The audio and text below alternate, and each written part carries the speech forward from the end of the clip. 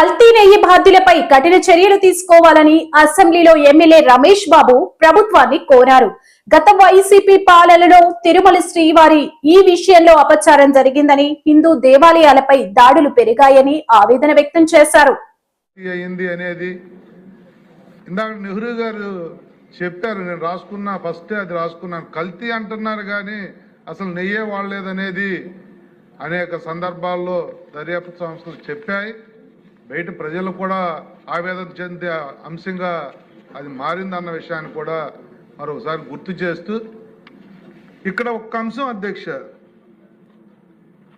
2019 నుంచి 24 మధ్యలో ఉన్న ప్రభుత్వంలో ముఖ్యమంత్రి నుంచి ముఖ్యమంత్రి ఆదేశాలను అమలు చేసిన ప్రతి ఒక్క వ్యక్తికి కూడా ఈ హిందూ మతం పట్ల కానీ, హిందూ సాంప్రదాయాల పట్ల కానీ, హిందూ దేవాలయాల పట్ల కానీ గౌరవం కానీ నమ్మకం కానీ లేకపోబట్టే ఈ అనర్థాలు జరిగాయి అనేది నా విశ్వాసం అధ్యక్ష. ఎందుకంటే 1-2 కాదు అధ్యక్ష, రాష్ట్ర వ్యాప్తంగా రాష్ట్ర నలుమూలలా కూడా హిందూ దేవాలయాల మీద జరిగిన దాడులు కానీ, దగ్గర 300 టెంపుల్స్ కూల్చివేత కానీ, రామతీర్థంలో రాముడు తల ఖండించటం కానీ, అలాగే రామతీర్థం తర్వాత అంతర్వేదిలో రథం తగలబెట్టడం దగ్గర కానీ ఇలాంటి సందర్భాలు జరిగినప్పుడు వాళ్ళు స్పందించిన తీరు హిందువుల మనోభావాలను చాలా బాధకు గురి చేసే అధ్యక్ష. ముఖ్యమంత్రి ఎవరు ఆకతాయిలు చేసిన పని, ఎవరో తాగిబోతులు చేసిన పని అన్నట్టుగా చాలా సింపుల్గా తీసేసి, కనీసం వారున్న 5 సంవత్సరాల్లో కూడా జరిగిన అనర్థాల మీద ఒక్క దగ్గరే కూడా చర్యలు తీసుకోలేదన్న విషయం యథార్థం అధ్యక్ష.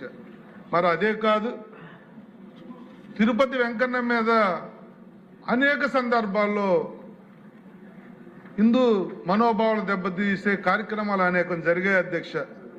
పింక్ డైమండ్ పేరుతో వాళ్ళు చేసిన విష ప్రచారం కానీ, తిరుమలలో అన్యమత ప్రచారం కానీ, పరకామని చోరీ దొంగని దాతన చేసి, ఇది చాలా విచిత్రం అధ్యక్ష.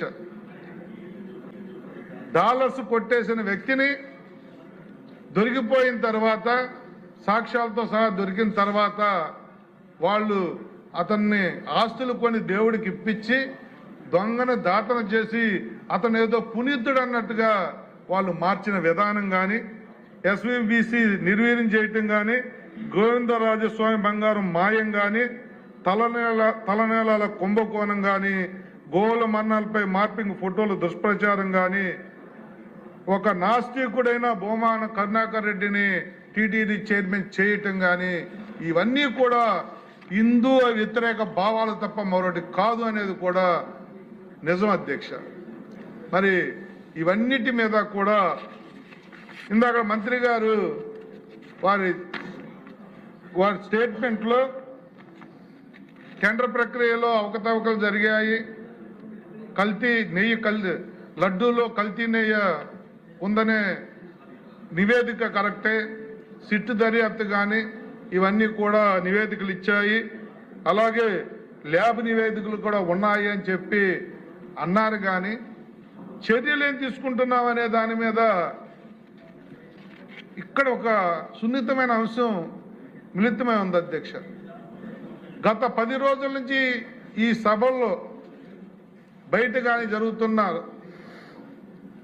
చర్చల్లో బయట ప్రజలు ఏమనుకుంటా ఉన్నారంటే, ఇన్ని జరిగాయని చెప్తున్నారు కానీ చర్యలు ఎప్పుడు తీసుకుంటారు? అన్నీ జరిగాయి,